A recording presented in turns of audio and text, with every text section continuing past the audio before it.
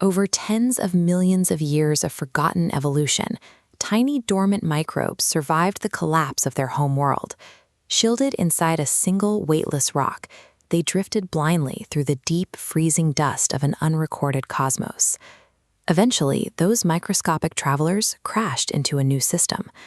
Over eons, they seeded a vibrant planet, dictated by an endless, rhythmic balance of light and dark, evolving into an interconnected ecosystem of plants, animals, and unparalleled natural harmony. But down in the darkest, jagged caverns, a playful ball of wind became trapped. Seeking warmth among the tiny green glowworms, it gathered rubble and loose stone around itself. Isolated for thousands of years, crushing gravity and the intense heat of a dormant volcano compressed that wind into a dense, blinded mass of stone. From a sickened, lonely soul, it metamorphosed into a terrifying, impenetrable physical entity, the great beast, addiction. Addiction grew as a direct byproduct of the planet's natural evolution, a physical manifestation of eons of profound isolation. Breaking free from its subterranean prison with violent force, the beast triggered the Great Aragonite Event, a sequence of explosive volcanic eruptions, spewing torrents of molten lava and a thick, toxic black smog. In a desperate response, the planet's consciousness spawned 4 colossal dragonite defenders, massive elemental beasts made of ice, wind, light, and earth to fight back. The battle spanned millennia, but the beast was cunning. It lured Draco, the forest dragonite, deep underground with rhythmic beats and deceptive charms.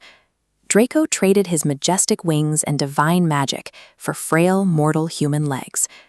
Operating in human form, Draco spawned a new species of humanoids. But these creatures developed a deep lust for fire. With every tree and flower they cut down and burned, the thick smoke drifted upward, unknowingly feeding the slumbering beast beneath the mountain. The planet's greatest protector had inadvertently created the exact mechanism of its destruction.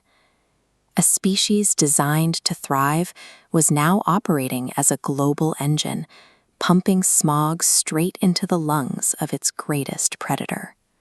Above ground, pockets of harmony survived. The kingdom of Mecca stood as a radiant sanctuary built of glistening white stone, bathed in pure light, where magic and nature still intertwined. Here, Prince Delanium Dracophi, a fierce warrior with long, mud-rusted blonde locks, patrolled the domain alongside his heavily armored boarmen companions, Podge and Pickle. But far beneath Mecca, a different kingdom was expanding. Princess Ashtasha, the firstborn child of addiction, commanded the shadows, spawned from a boiling storm of lightning and phosphorus rain. Ashtasha's forces were built on brutality.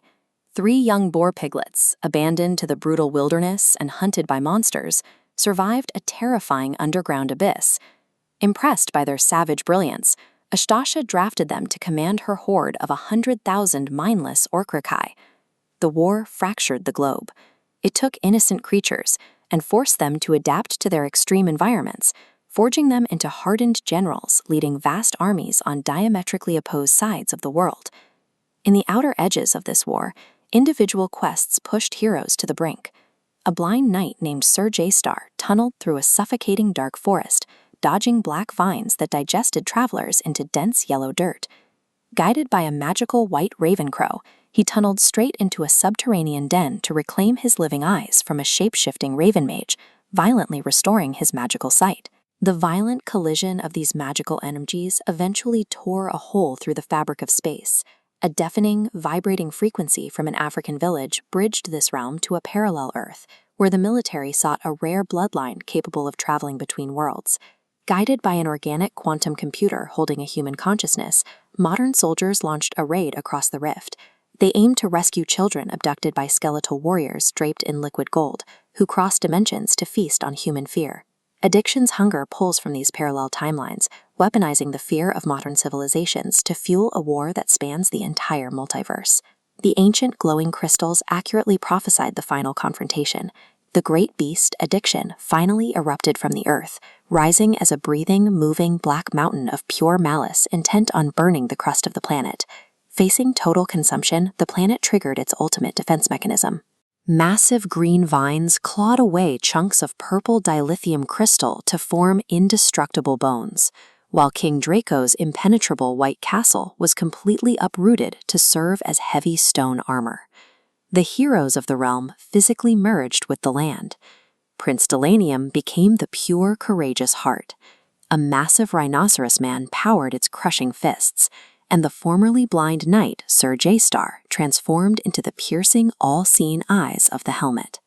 The result was the Titan of Dystopia, a colossal earthly beast that stepped forward into a violent storm, breathing life with every roaring exhale to meet the mountain of addiction. To survive, the forces of endless consumption, isolation, and division failed. The planet only stood a chance when every living element, geographical structure, and dimensional reality physically fused into a single unbreakable front.